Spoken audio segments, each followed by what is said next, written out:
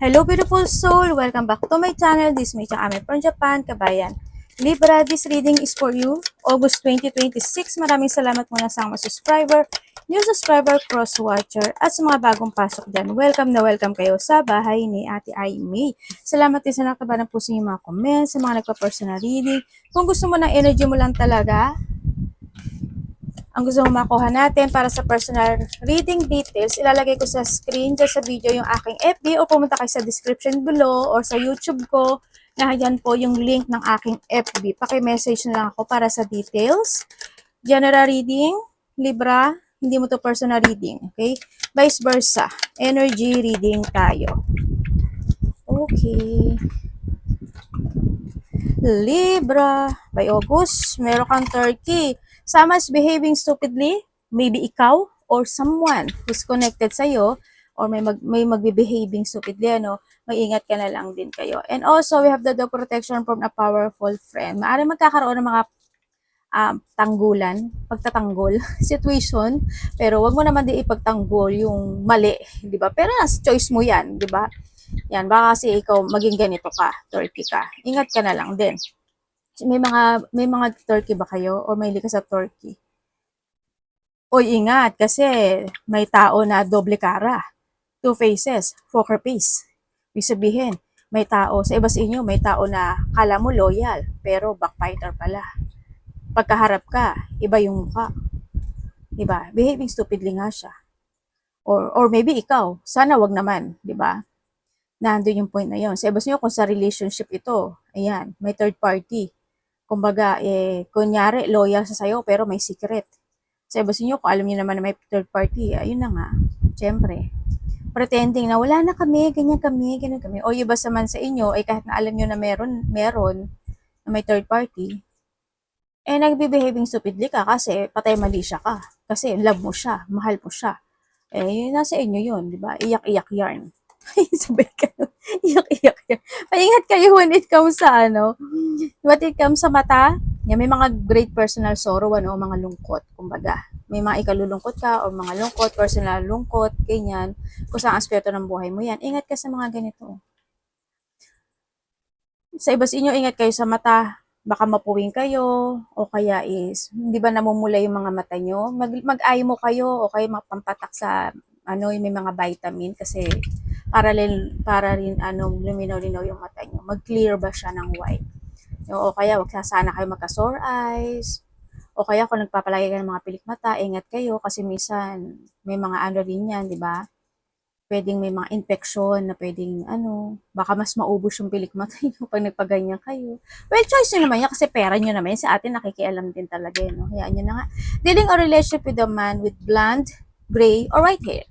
Pwedeng ikaw ito or someone is connected sa'yo na ganito siya, or pwede siya yung behaving stupidly, or pwede siya yung loyal kuno, sa yung dalawang muka, poker face, ganyan-ganyan, or pwede siya yung tao na ikalulungkot mo, or kukonect siya sa'yo dahil meron siyang lungkot na nararamdaman. Or pwede siya yung friend mo, na willing siya na damayan ka sa anumang aspeto ng buhay mo. Pero you need to be very careful kasi nahandun si Kat. May mga pusa ba kayo? Tsaka si Turkey, diba? Huwag ka masyadong mag-trust. Victory in some edible, congratulations. Kumbaga, there's a rainbow after the rain. Baka makita kayo ng rainbow. O sa labas man niya, sa pictures, o sa wall nyo. Yan, baka biglang may makita kayong rainbow. Dealing a relationship with their own, bulol talaga ako. No? Pwede ikaw yan, kung hindi ka naman older man, o pwedeng magulang mo, kapatid mo na mas may edad sa'yo, di ba? O kasamahan mo na mas may edad sa'yo. Pwedeng sila yung isa dito. Kay Turkey, kay Dog, kay Cat, di ba? Or pwede siya yung magpapaiyak sa'yo. Or pwedeng may mga lungkot, no? Siya yung kalulungkot mo. Ay, may air ka. Good news! Congratulations! May mga good news na parating. Pero sa tingin ko, yung iba dito, good news is coming. Yes, congrats. Sa nakita kasi may rainbow rin naman talaga. Maraming ibig sabihin ng good news. Halimbawa, good news, natanggap ka sa trabaho. Good news, tapos na yung binabayaran mong utang. Good news, nabayaran ka ng nangutang sa'yo, good news kasi ganito, yung anak mo naka-recover, yung anak mo pumasa sa exam, ganito. Basta there's a good news or ikaw yung magbibigay ng good news. Basta there's a good news. Iba dito is overwhelming to, ha? Mag-ingat kayo. Bakit ko nasabi? Kasi andito siya. Baka yung good news na naiisip nyo at the end, kayo rin na masira nito. Mag-ingat kayo. Baka akala nyo good news nga. Tapos, overwhelming lang pala. O, di ba sabi ko sa'yo eh, danger especially in money matter. Tapos sabi mo, good news, may nag-offer sa'yo. Business. Good news, ganito, ganyan, ganyan. Pumasok ka. Ano nangyari? Loss of money. Mag-ingat kayo, kaya kayo masyado ma-overwhelm like I told kanina. Yan, lalo na kung may mga mangungutang, manghihiram ng pera, may mga papasukan ng mga link na yan, ganyan. May nakakita ka sa nabibili ka ng bahay, nakakita ka sa FB, nakakita ka kung something. Kumbaga in-offer ng friend mo, yun pala yung friend mo, isa rin doon na may patong, di ba? Kumbaga friend mo na nga siya. Well, natural naman yun, di ba? Kasi nga, business is a business. 'Di ba? Pero syempre, balance lang din, 'di ba? Or baka naman mamaya may tao na super loyal sa iyo, ganyan-ganyan, tapos ano ni sinasabi sa iyo, tapos pala scammer, 'di ba? Ingat kayo, as in ingat kayo kasi this is a money. O hanggang yung point na nakakita ka ng mga nanonood ka, 'di ba? O nakita ng mata mo, naakit ka. Yan o. Ingat ka kasi magkakaroon ka daw ng problema sa pera. O iba sa inyo may mga financial problem or mga problema sa trabaho sa iba. And we have the June. Maybe in the past June or June is may birthday na malapit sa'yo or may kakilala ka may birthday ng June. And also is the 6 days, 6 weeks, 6 months, hours or minutes man yan.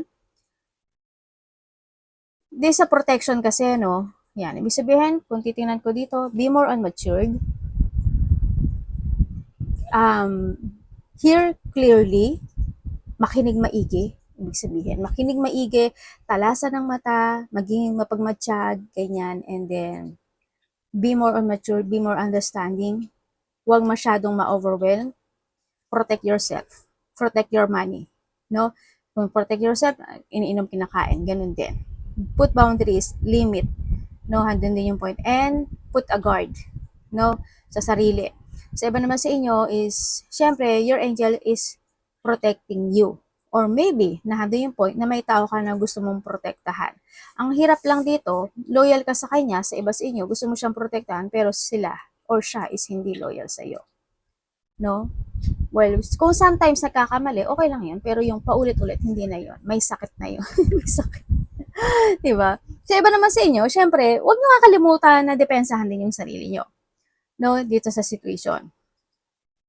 And kung sa iba naman, kasi also this, may mga flower, also this is a changes kasi, no? Ibig sabihin, magkakaroon ng pagbabago. There's a beautiful things happen. Maaaring may mga good news talaga na madarating sa iba sa inyo. But you need to be very careful, ano? Hindi lahat ang sinasabi dito kasi may luha ka dito. Pero maging maingat. No? Maging maingat dito sa sitwasyon. Basta wag ka lang ma-overwhelm talaga. Well, payo ko lang. Pero nasa yun yan ha. Hindi ko naman kita papakailaman. Mag-ingat ka lang. September. O pwedeng ito yung, may taong hihingi sa'yo ng tulong related to money. May problema siya sa pera, din iingat sa sa'yo. Ingat ka lang din, di ba? Basta mag-ingat kayo. Okay, September. Birthday is September. May kakilala ka. Andito yung September. 9 days, weeks, or months. Sumahin mo na lang yan. And then also, minutes or hours. Dito, ang dami mo kasing isipin eh. Ang daming gugulo sa isip mo, makakaroon ka na makakasalamuha, o may nakakasalamuha ka na iba't ibang ugali. Natural, kasi, well, nasa mundo tayo ng 3D world, natural yan. No? O kaya may mga bagay na gugulo sa isipan mo, related more sa trabaho or pera, sa iba sa inyo, no? Or sa mga tao na you want to protect, pero ikaw ang loyal, pero sila hindi sila loyal. Pwedeng kung sa trabaho mo very loyal ka, pero yung company mo hindi naman ganun kaano kasi nahanda yung pandaraya, panduruga, di ba? Ganyan. Sa iba sa inyo, ingat pa rin kayo. Pero dito sa sitwasyon mo is maaring kang madidinig na iba't ibang chismis, marites at may rasol dyan, or ano mga ano yan, na makapagpapabother sa'yo. Hoping wag naman kasi may tears tayo. Diba? And sa iba sa inyo, marami lang kayong isipin or maraming gugulo sa inyong isipan. Ay, discord among friend and family. Sa iba dito, pamilya to, no? Ingat kayo sa daga, oh, kasi may mga disease yan, eh, no? Kung may mga hamster kayo, yan, ingat din kayo, baka makagat kayo, o kaya is mga pupo, tsaka ihin ng mga daga, mice, ingat kayo, baka may daga na sa bahay nyo, makakita ka ng daga. Yan nakita ko sa'yo dito. May mga aso ba kayo? Aso, pusa, turkey, yan. Ingat ka dito sa sitwasyon kasi you have also the family, ibig sabihin, merong problema sa family matter, money matter, no? May mga hindi pagkakasunduan, may hindi pagkakaunawaan. Karelasyon mo man yan, kasi kapamilya mo na rin yan eh. Sa iba sa inyo, trabaho to. No? Mga hindi good term na tao. Protektahan mo yung sarili mo kasi sa family mo man yan or friend mo, ganito sila.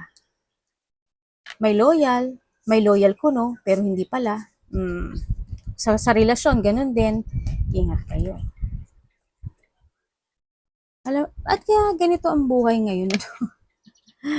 Ang dami ng salbahing marami ng salbahe talaga.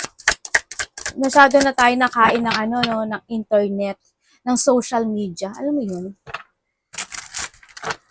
Kasi mas nakakagulo kasi yung mga ganyan eh. Energy. Nababago yung isipan ng tao.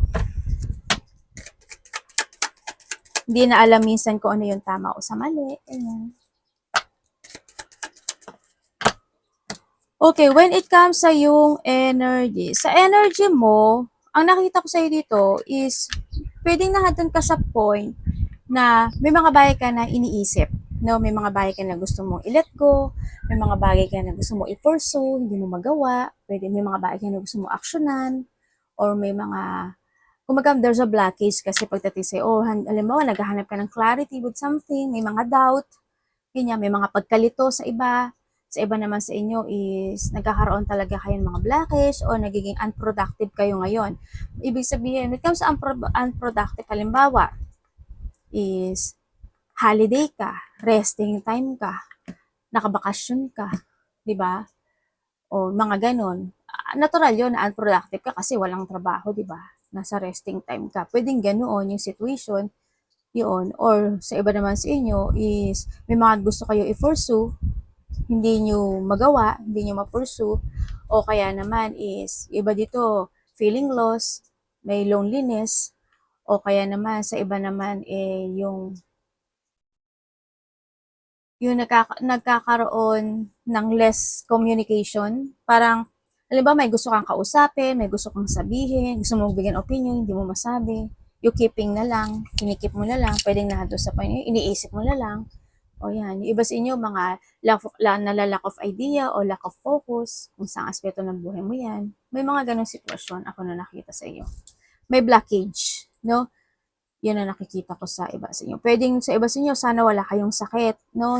Ubo, sipon, lagnat, masakit yung lalamunan, masakit yung thyroid, yung umuubo, ano ba ba? Makatila lamunan, ganyan. O kaya is okay naman siguro pagod ka lang din, baka masakit yung mga buto-buto, kalamnan mo, kasukasuan mo, di ba? Baka ganun. May mga pain. Kumaga may mga pain ako na nakikita sa iba sa inyo.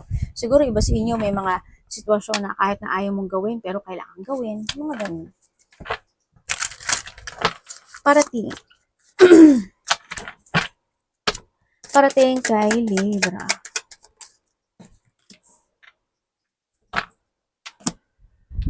Uy, anak. Yung anak.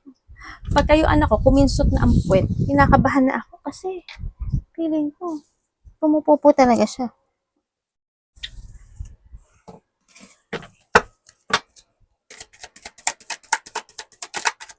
Parating.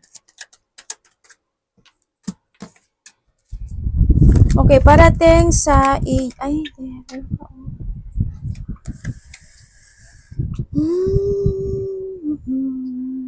may naninigarilyo. Naninigarilyo ka? Or may batang naninigarilyo sa iba or pwedeng may tao na may naninigarilyo. Okay.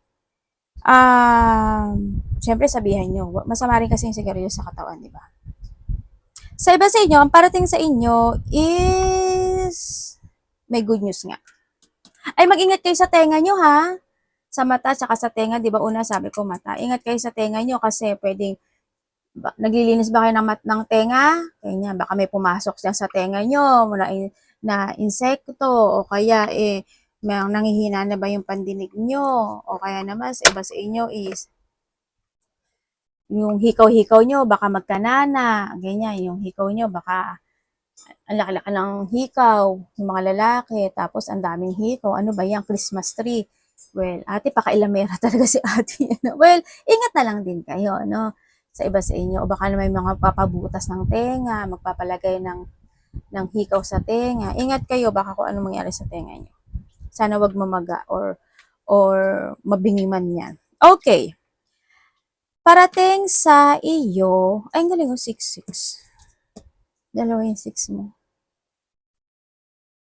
Oo nga, hinanap ko kung may isa pang 6 kulang Okay, parating sa inyo, magkakaroon daw ng union. Magkakaroon ng union sa tao o mga tao na kilala mo na. Halimbawa, in the past years or weeks or months, hindi kayo nakita din this time, magkakaroon ulit kayo ng union. O kaya may mga babalikan kayo at uuliting muli. Pwedeng sa iba ganun. Ano ba yon? Halimbawa, nagbakasyon kayo dito, ganyan-ganyan, nakita-kita uli kayo, makikita-kita uli kayo, magbabakasyon uli kayo. May pumuntahan kayong muli na pinuntahan nyo na dati, pwedeng ganon, no? Sa iba sa inyo, may mga travel, malayo o malapit, mga ganon. Kumbaga, may mga magaganap o mangyayari na nangyari na noon sa iba.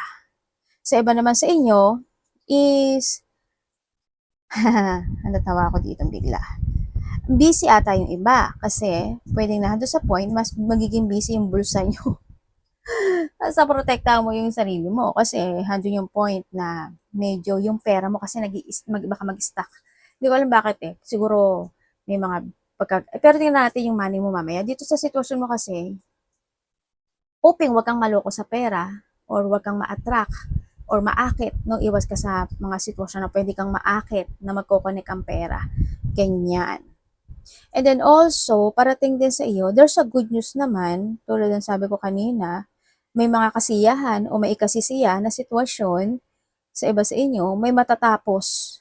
May matatapos na sitwasyon or meron kang pinaplano o nagkakaroon ka ng layunin na tapusin yung sitwasyon pero madidelay ito, sabi. May delay situation sa iyo.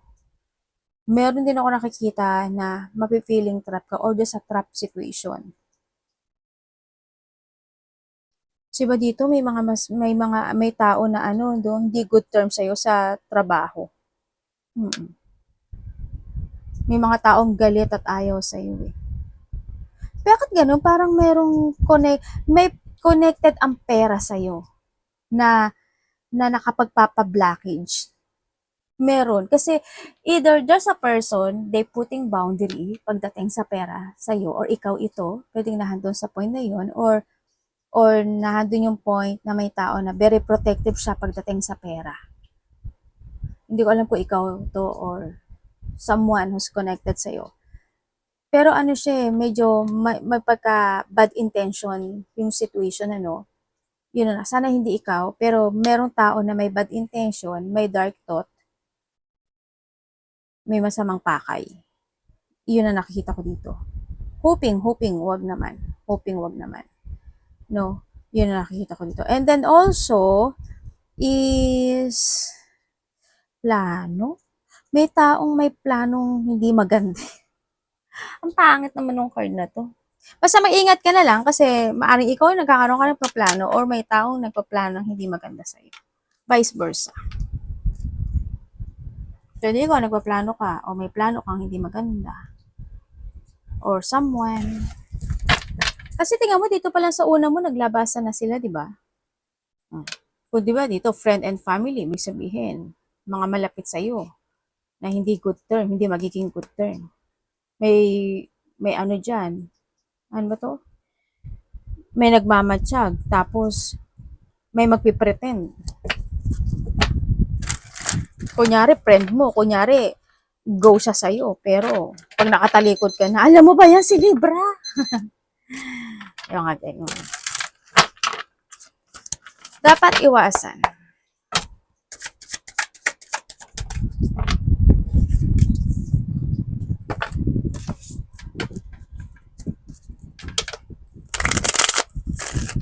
Dapat iwasan. Okay, dapat iwasan. Iwasan mo, syempre yung bahala na situation. Iwasan mo hindi ka magplanong maigi. No? Iwasan mo mapanghinaan ka ng loob. Mga alitan, hindi maging mahigpit sa pera, sa paligid, o sa sarili. Iwasan mo yung mga sitwasyon na pwedeng magkaroon ng sagabal sa buhay mo. Hindi ko naman ibig sabihin na kotongan nyo sila or kaltusan nyo sila or sipain nyo sila. Hindi ganun. Kumbaga, umiwas ka na lang. Bago pa dumating yung sagabal na yon o bago dumating yung mga kaguluhan, umiwas ka na. Or wag kang gagawa ng kaguluhan or pwedeng ikagulo ng sitwasyon. Mga ganyan. Siyempre, hando rin yung point na ma-loss of control ka. Marami ibig sabihin ng loss of control, yung sarili mo, yung emotions mo, ganyan. Ingat ka sa mga salita mo, sa mga movement, action, decision, ganyan. And then also, iwasan mo. Siyempre, kung may mga tao na hindi naman talaga sila willing to support you, hindi ka nila gusto, okay, fine, thank you, sabihin mong ganun. Pagpapabaya, iwasan mo rin, mga conflict, hindi pagkakasunduan, ganun. And then also is yung labanan mo yung pagbabagong pwedeng maganap sa buhay mo. Ganun. Ano ba yun? Halimbawa sa trabaho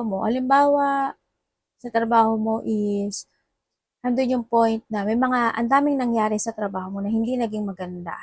Kumbaga, nagbigay si universe ng mga sign na kailangan mo nang umalis doon. Pero nag-steal ka pa rin doon. Pero your choice yun na. Example ko lang naman yun. Choice mo pa rin naman yan. Yung mga ganun sitwasyon. Kasi ang mangyayari doon, paulit-ulit na lang yun. Mangyayari yun. Mga ganun. Or wag mo uulitin yung mga naganap noon at uulitin mo siyang muli ngayon kasi hindi na siya maganda. Ibig sabihin. Diba? Magkaroon ng mga pagpapaliban. Ganyan. Iwasan mo rin. Yun ang sabi dito. May papers and documents ako nakikita dito. Parang magkakaroon ka ng connection sa papers and documents. Plano, when it comes to papers or documents, marireceive, o kaya naman asikasuhin, or basta may papers and documents ako nakikita. Hindi ko alam kung anong gagawin mo doon. Makaka-receive ka, ayusin, plano, susulatan, parang may ganun ako nakita. Tingnan natin ang love. Kapatid, anak, magulang, karelasyon, kaibigan, pamilya, sa love.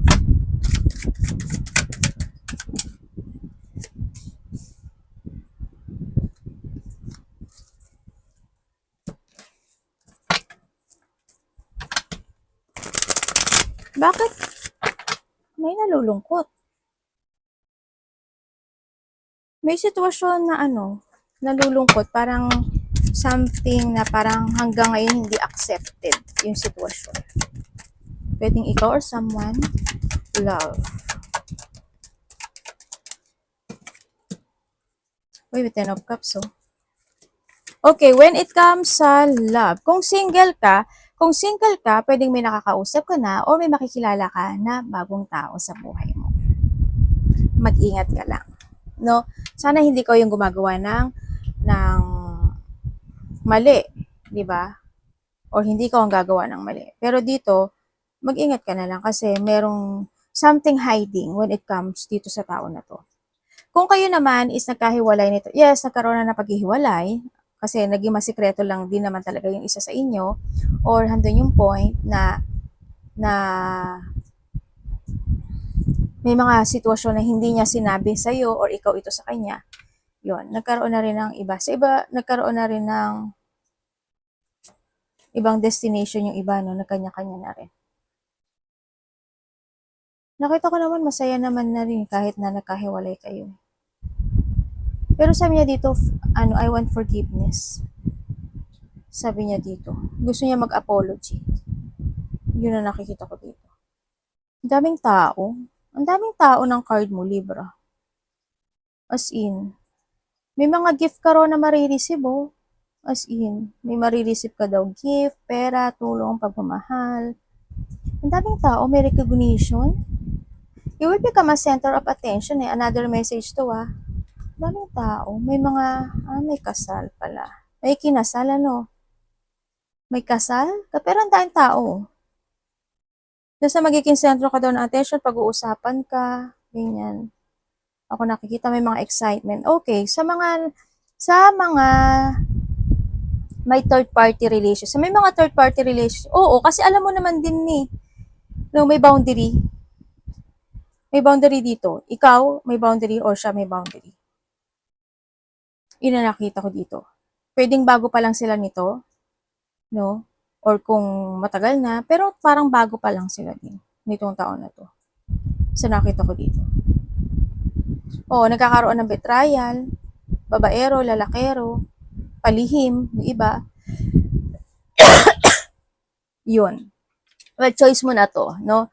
Yun ang nakita ko dito. Okay, dito naman sa iba sa inyo, kung wala kayong third party relation, you try to make it balance this connection. Handun yung happiness, love, protection. Bago lang ba kayo? Pero may mga bagong plano kasi kung luma na kayo, or bago man kayo dyan, nagkakaroon ng mga pagpaplano sa nakikita ko dito. Medyo isa-isa sa inyo is either medyo tahimik or magiging tahimik or merong kikimkimin. Kasi parang alam yung point na may gusto siyang sabihin sa'yo or gusto mo magbigay ng advice or opinion pero hindi masabi. Or pwedeng isa sa inyo mananahimik na lang, pwedeng nandun sa point na yun. Pero, andun naman yung love, andun yung protection, willing to fight when it comes to disconnection. Andun yung support, andun yung giving, andun yung patient and happiness. No, sa point na yun. Yun nga lang, hindi ko alam kung ikaw or siya. Hindi ko alam kung dapat ba o baka hindi naman talaga dapat. Kaya handun yung point na they hiding something. No, may hinahide yung isa sa inyo. Baka hindi naman din kasi importante sa iba. Kaya hindi na rin niya sinasabi. Yun. Pwedeng nado sa point na yun sa iba sa inyo. Pero iba kasi medyo magtitikom siya ng salita o may mga bagay na kahit gusto niya sabihin hindi niya masasabi. Sana syempre, sana walang lihim na plano o lihim na masama, 'di ba, sa iba. 'Yon. Sana ganun. O baka hindi naman kasi importanteng bagay na dapat pang sabihin. 'Di ba may mga ganung sitwasyon? Pero may something no? May something talaga. Pwede yung iba sa inyo related sa family? Yung magiging blockage nyo? Sa iba sa inyo, gano'n. Money and trabaho.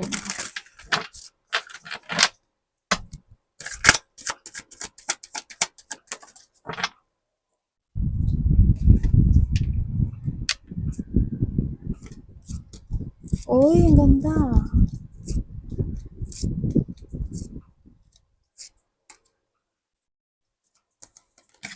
May bagong opportunity ka. Ba, may bagong pagtahak ng destination na. Yung iba dito, tatakan ng destination. Bago. Stable to.